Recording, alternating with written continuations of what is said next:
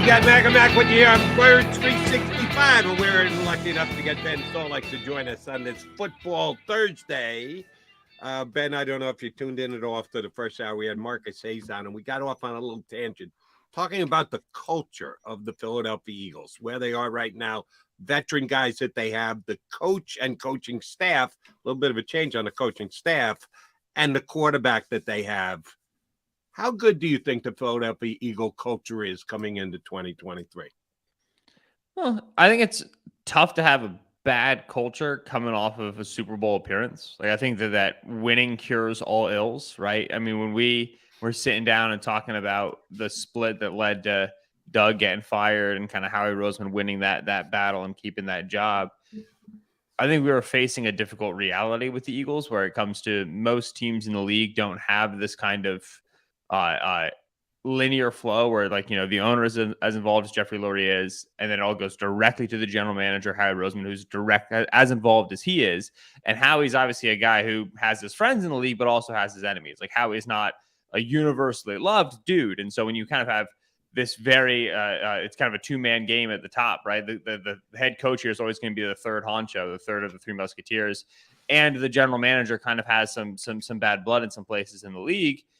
It's never going to be the most desirable landing spot for a head coach, right? That was kind of what we came to with the Doug Peterson hiring, and then with the Nick Sirianni hiring, is kind of this structure here is not like it is in other places in the league. And so maybe that's challenging, but they got in the Super Bowl 2 times in the last 6 seasons with that structure. And so once you kind of swallow the lumps of okay, maybe this isn't the greatest spot for coaches, and maybe you're always gonna have to rely on young guys and unproven guys to kind of come to Philadelphia and be okay with the way this works. Once you kind of get over that hump, I think the culture is great. I think they do a lot to support their players and to magnify their players, right? Jason Kelsey's podcast aside, players here have always had a voice. They've had the ability to kind of, you know, talk and be themselves and be supported in being themselves. They're not expected to kind of like fall in line with the Patriot way. So I think players really like being here. I think the leaders that they've got are very impressive. Certainly the young guy, Jalen Hurts, who's an unbelievable leader beyond his years. But they've paid a lot of money to keep Fletcher Cox around for a while, even as Fletcher's game has probably deteriorated a little bit. Jason Kelsey and Lane Johnson both still making top of the market money, and those guys have stayed top of the market players. But the Eagles have done a lot to keep their veterans in the building because those guys established the expectation. They established the culture. They continue it from when guys like Malcolm Jenkins were doing it and Chris Long was doing it, and those guys were veterans certainly, but you know, Kelsey and Lane been around for a decade plus. And so to me, it is a good culture. It's got its warts, but overall, I think they got a good system around them, good spirit around them. We have a good culture here, Ben. So I want to ask, how's the back? Number one, I want to make sure you're okay. I saw you tweaked your back, so I want to make sure. And you're fighting through it. I appreciate that. It wasn't bad. It was just, that was definitely the first time where I was like, just like doing yard work and I twisted the wrong way. And then my back hurt for the next few hours. And I was like, yep, this is what everybody's been telling me about. This is how it starts. Wait till you get as old as Jody and I. Catch up to McMullen and McDonald, then you'll really know what back pain is like. Now, you know, you talked about the coaching. That's interesting to me because you say maybe it's not the best setup for a coach, or maybe to some of these coaches around the league that sort of want more power. Are they biting off more than they can chew? Because it's you can certainly argue that it's actually a really good environment for a coach to succeed. That I think is a separate argument than, do coaches want to come here, right? Because coaches, like all of us, might not know the best thing for themselves, right? They might think they do and be wrong. So that's a very good point. That distinction, I think, is important because you're right. Like Doug came here and found success. Nick came here and obviously found success. They've learned how to become better coaches, right? They both have had really good locker room management and really good humility, which is something you don't typically see from coaches, and certainly don't see from coaches back to back, which is guys who are willing to let other people do things and acknowledge that they aren't always the best guy for the job every single time, right? Think about the amount of influence over the offensive game plan that Doug gave Frank Reich and John DeFilippo, even later Grow, when he didn't necessarily have to do that. Think about Sirianni giving up play calling straight up to Shane Steichen when he didn't necessarily have to do that. And so, like, I think there's a good argument to be made that because Roseman has the amount of control that he does, the coaches that he gets into the building tend to have more humility and tend to be more willing to be flexible around the job. And that's probably better for the Eagles overall.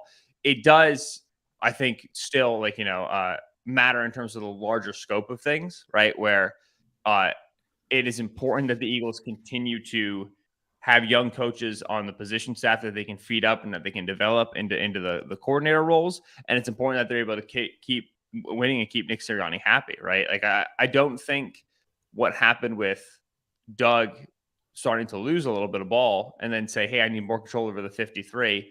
I don't think that's going to be I think that's a reasonable thing for Doug to say. I don't think Doug was out of line to say that, right? That's Doug's team is losing football games, and he's looking around at the rest of the league where coaches get to decide who they start on game day, and he doesn't get to do that. He's going to do 1 + 1 = 2, right? He's going to say, well, Andy gets to win games because he gets to choose who's on his roster. I don't. Like, that's the problem here. And you might be wrong in that assessment, but it's not a large leap. And I can see, similar issues coming to fruition with Nick if and when they experience a downturn.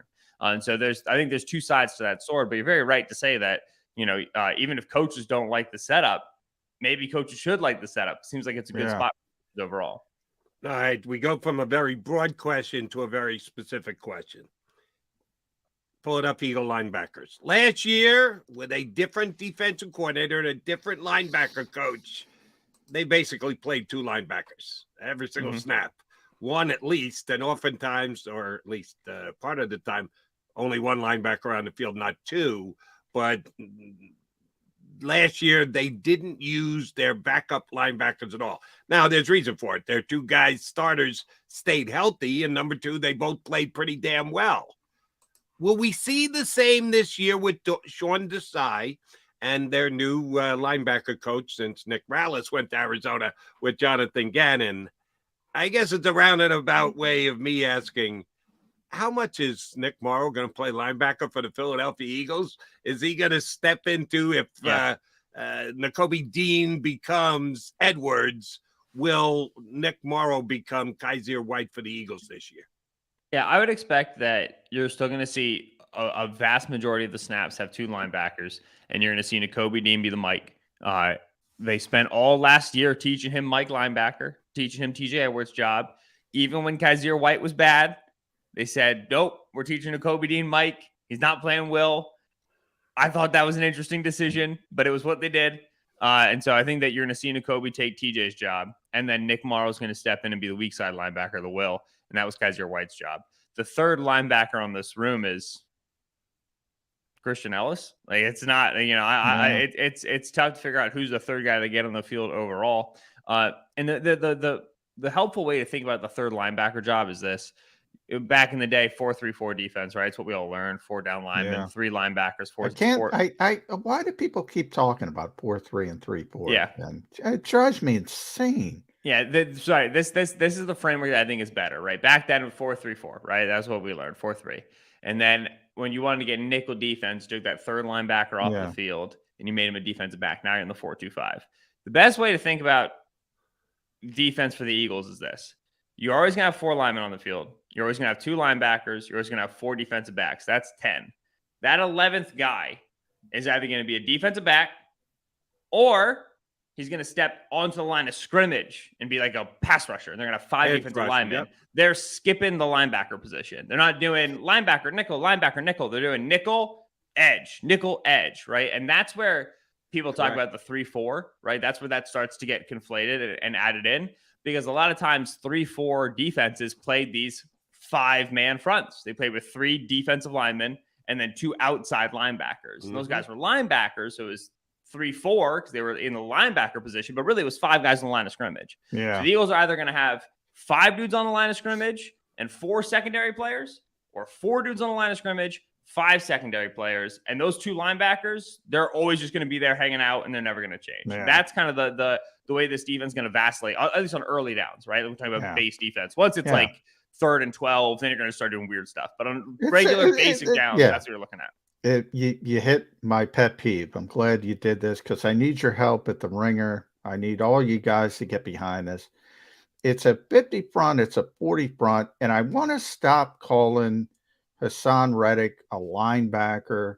I want to stop calling Nolan Smith a linebacker.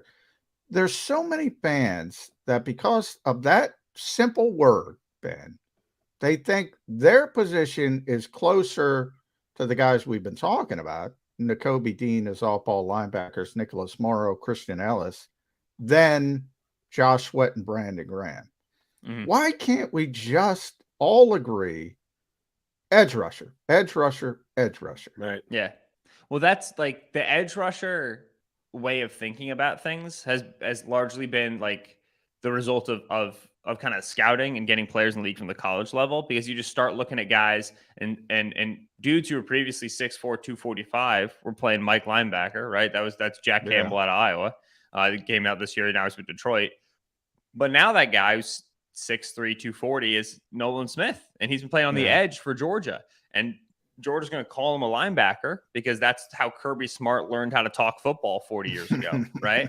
But fundamentally, where's the dude lining up? He's lining up on the edge. So now, okay, when I go to evaluate him, I'm interpreting what he does based off line of scrimmage, being on the edge, and I have to ask myself as a scouting department, do we play guys on the edge who are under 250 pounds? And for a lot of NFL teams, the answer is no.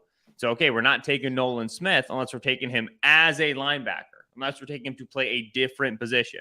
Whereas for the Eagles, they say, do we play 240-pound guys on the edge? And they go, yeah, we had one get 16 sacks last season. We're kind of chill. We like this. We don't mind it too much. And so it becomes differences in what are your guardrails for scouting? Are you limited in terms of your weight that you're going to play some of these guys at different positions? It all goes back to like, how guys learned how to talk football, right? I mean, like the 4-3-3-4 thing goes back to legitimate, like the 3-4 defense was the thing. We learned the names of positions and the roles of guys and the ideal height, weight, speed for guys from the 3-4 defense. And now as it's fallen out of vogue, it's not like we created new defenses. It's just like, Kirby Smart went, I'm going to take the jack and move him here. Yeah. And so now like the guy plays a different role, but still call him the jack.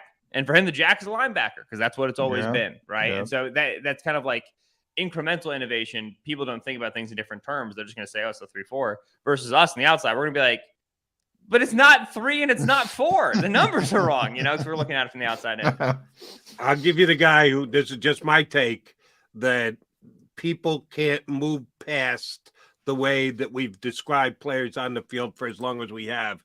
The guy to blame is Lawrence Taylor, because LT? he was a linebacker. And everyone is looking for the next Lawrence Taylor. Even if you have to create the position, even if you got to change the name, the results you want are Lawrence Taylor-like plays. And if you want Lawrence Taylor, then that means you want a linebacker. Well, in today's NFL game, no, you don't. You need an edge guy. You want an edge guy to be Lawrence Taylor. Basically like Hassan Reddick was last year. He was Lawrence Taylor-like. But John loses his mind every time somebody calls Hassan Reddick, linebacker. And my defense, what he is Lawrence Taylor. Here's the reason why, Ben. I've gotten a lot of fans. Why don't you because the one obvious flaw of this roster right now is off-ball linebacker. It's, I think we all have a lot of excitement over the potential of Nakobe Dean, but that's what it is. And Nicholas Morrow is a journeyman player. So it's a hole. And I've gotten a bunch of fans say, well, why don't you just play Nolan Smith at weak side linebacker? Right. And I'm like, because he's not an off-ball linebacker. The Eagles said, and I know this for a fact, not only because they're not insane, but because I've been told it, they only scouted him as an edge rusher. They're not. Now, Micah Parsons is an interesting case because that was sort of a debate among scouts. Is he an off-ball linebacker? Is he an edge rusher? Jody can tell you, I got that one right. I get a lot wrong, but I got that one right. I said, well, he looks like an edge rusher to me. But you mentioned the measurables, and there were some concerns there. And the Cowboys drafted him to play off-ball linebacker. Mm-hmm. And the only reason he became Micah Parsons is because DeMarcus Lawrence got injured. They had a couple other injuries. Yeah, Randy Gregory was out that year. Gregory, they had to play him on the outside. Yes. And they were like, holy smokes. Yes. What's this? Look at this. And they kind of lucked into it. So I get why people say, because Nolan's really athletic. But man, that because of one word, the assumption that all linebackers are created equal. There's off-ball linebacker. You can call it Sam linebacker, call it Leo, whatever you want to call it. So on the edge, he's not playing off the ball.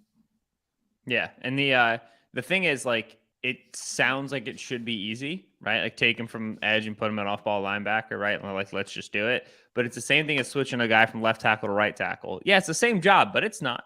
It's different. It like the way I always like to talk about it is you drive in a car, right? All right, go to the UK and drive. Stand on the other, sit on the other side of the car and drive on the other side of the road. Yeah, you'll know what you're doing. But you're going to have to think a lot harder and move a lot slower than you would if you were doing it the way you've always done it. Yeah. So, okay, Nolan Smith, fit a zone run. Right? I'd stop a zone block and run. He knows how to do it.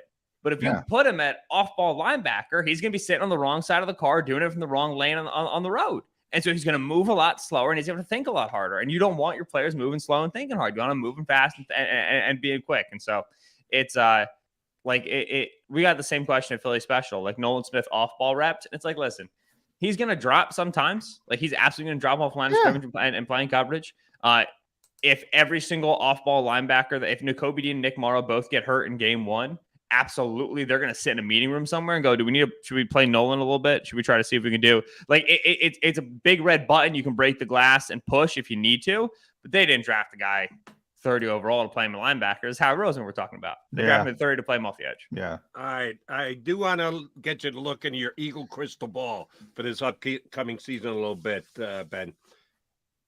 Reuben Frank had a great statistical piece in NBC Sports Philly in his room observation this week.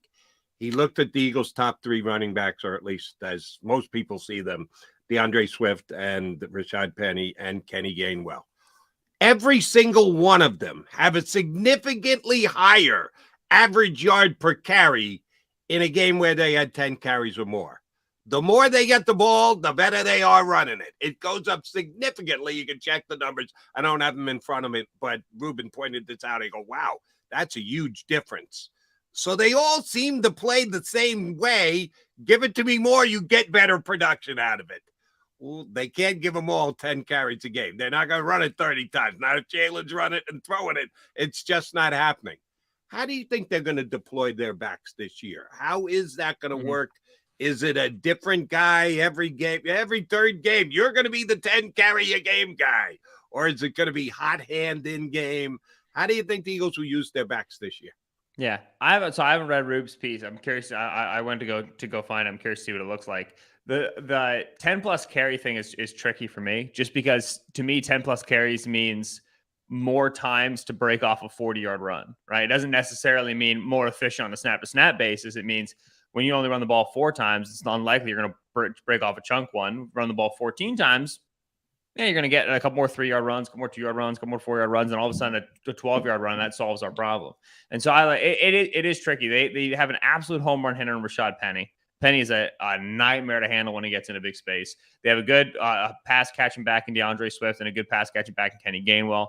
I think they like Kenny a lot. I think you saw in the playoff run last season, they're willing to trust him, and they think that he can be a bigger part of the offense than he was last season with the Sanders rotation. So I think if you made me, bet right now, week 1, snap 1, who's behind Jalen Hurts, or I should say next to Jalen Hurts. They run under center football. I guess it's Kenny. I think that Gainwell is the most likely to have the highest percentage of snaps in the early games. But I think a lot of this is going to be dictated by game script, right? I think if they're up 20 points on the Patriots, I think Rashad Penny's back there running the football between the tackles and kind of being bigger and slowing the game away. I think that if they're in a game where they think they have to pass the ball a lot and they want to be a quick passing team, I think DeAndre Swift's out there a ton. He's being a check down for them. I think if they feel like they need to pick up blitzes because they're playing a Brian Flores or a Vance Joseph, I think Kenny's back there because weirdly enough, I think Kenny Gainwell at 180 pounds or whatever is their best pass blocking running back. So I think it's going to be situational. There's going to be days where Swift is the leading back and nobody saw it coming. Days where Penny's the leading back and nobody saw it coming. This is going to be about as rotation as it gets unless somebody really earns the job. And I'd be surprised if any of the three of them dominate like that. So to me, rotation group, I'm not going to sweat too much over figuring that out. That's a murky crystal ball question for the Eagles running back room. True. You know, the more interesting question for me in the backfield, Ben, is, as you mentioned, DeAndre's a really good receiver coming out of the backfield.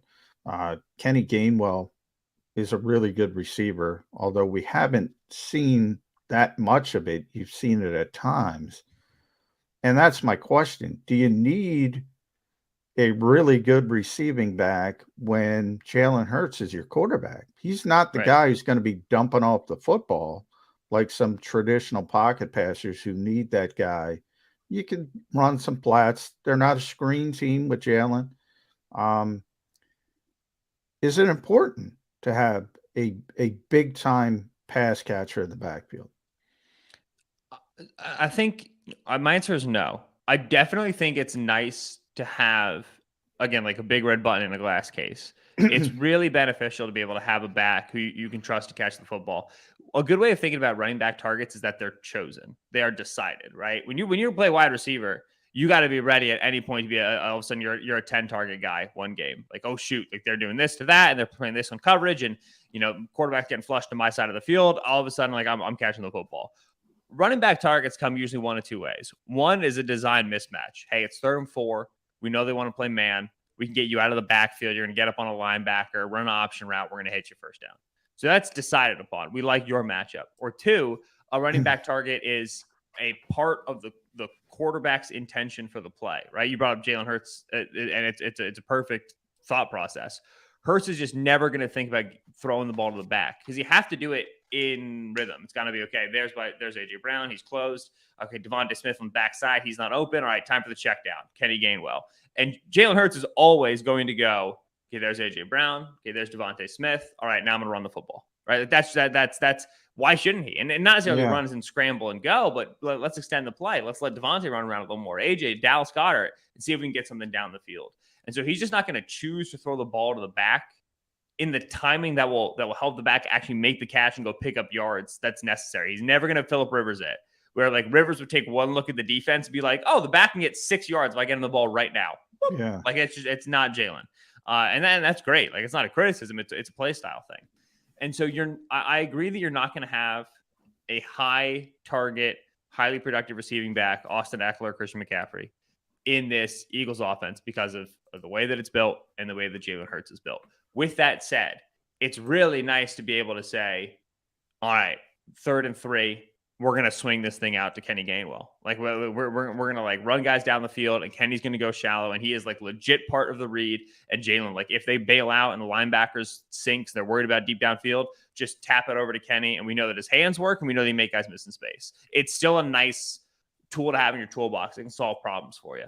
And so I don't think you're going to see like Swift put up insane receiving numbers or Kenny Gainwell put up insane receiving numbers. But if they're converting a critical 3rd down a game between the two of them, that's awesome. And it's a good thing that you got the skill set in the building to do so. All right. Last one for me, Ben. If we can all agree on the Eagles schedule, that we could describe it as easier early. You can define easy, easier, any way you want. The first 8 games is not a killer stretch. A gauntlet in the middle, either 5 or 6 games deep, whether you want to include the at Seattle game in that grouping, and then easier late. Giants, Cardinals, Giants. And the Giants made the playoffs and won a playoff game last year, so I'm not being dismissive of them. It's just the Eagles kind of own the Giants, and that's what we're talking about, the Eagles against the Giant matchup. Does it lay out well in your mind? We can nitpick it and pick it out game by game, but I'm just talking about the overview from week 1 to week 18. Do you think it lays out well for the Eagles? No, I would not like to have to play the Dolphins into the Cowboys, into the Chiefs, into the Bills, into the Cowboys, into the Niners, or however that order goes. That sucks. That's just a very difficult run. I think it would be nice to get. You got to keep Washington there in the middle. It's not the Dolphins. Oh, yeah, you got the Commanders in the middle between the Dolphins and the Cowboys. Forgot about those Commanders, which the Commanders have like irritatingly played the Eagles close recently. Talk about the Eagles owning. They beat them last year. Yeah, the Eagles are always just in these stupid games with the Commanders. But regardless, that early stretch of the season, I think is. Like not to say it's too easy, but I think it'd be nicer to have some of these tougher opponents there early because A, you can get him when you're fresh, right? You just expect to be fully healthy in week 3 relative to week 13. And that can be beneficial, right? Talk about that Niners game and all the like the health questions that are going into that. It'd be nice to like kind of expect to be a lot healthier. But B, I think the Eagles would benefit from getting tough opponents early, checking their mettle, seeing what they're going to have to improve upon, get those new coordinators kind of learning what playoff football is going to look like here and what they need to do. And I think the benefit from losing 1 or 2 of those games early.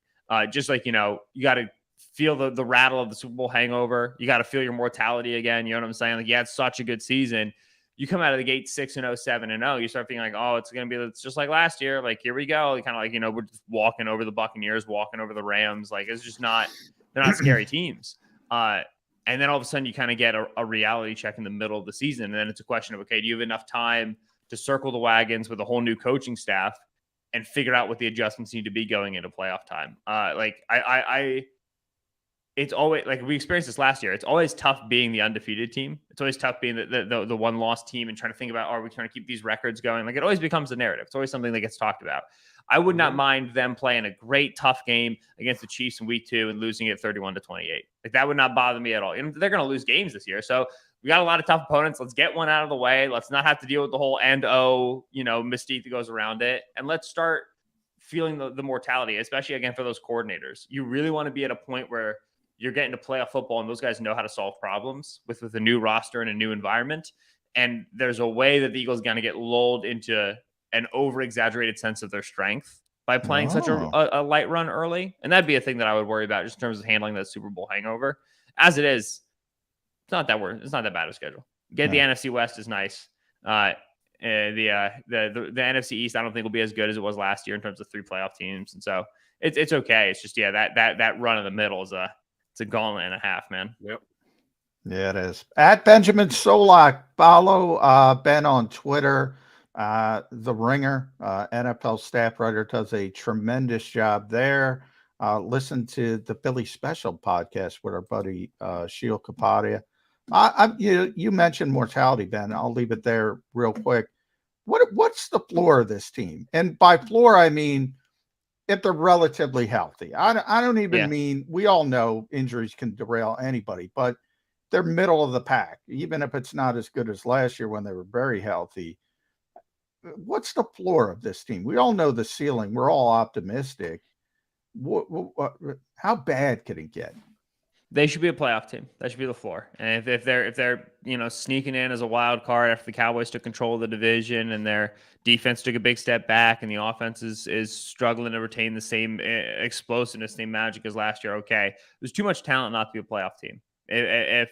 If we're sitting down in December, right in the obituary in the Eagles season, knocked out of the playoffs, 9-8, didn't make it, the tone is going to be, what the heck happened, right? Just for, again, like you can cover your eyes on quarterback rankings and on offensive play styles and on the changing league and analytics, and you can just look at the rosters in the NFC and go, okay, this team's got to make the playoffs. There's too many Pro Bowlers, too many All-Pro players, period. And so to me, the floor is the playoffs. They get bounced in round 1 because they're not ready for it and they have the hangover. That's fine. You know what I'm saying? Like, Sheil was walking me through the numbers of teams who lost the Super Bowl and what they look like entering the next season. Over the last 20 years, you've had a good percentage of teams just straight not make the playoffs. So it's possible, but I'd be extremely surprised for the caliber of this roster if the Eagles didn't make it. Last year, NFC, Giants made it 9-7-1. Seahawks made it 9-8. Mm-hmm. Is 10 a lock to make the playoffs in the NFC this year? No, I would never say 10 is a lock to make the playoffs. 7 seeds. This extra game always still throws me off. Probably. I don't ask me these things in June, May. What month is it? Yeah, that's a November question. That's why we get you on, because you're capable of answering these questions in May when they're very difficult. No. He's got a bad back. Leave him alone. Take care of that. Take care of that. You look pretty erect to us. Thank you very much for jumping in.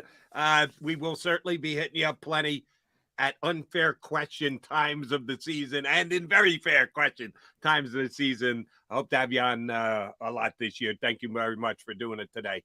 Go take a nap. Fellas. Y'all take care. Our Thanks, pleasure. Ben Solak from The Ringer and the Philly Special podcast with that's an outstanding podcast with he and Cheel. All right, Jody Mac, got to come back, put a bow on the show here on Birds 365.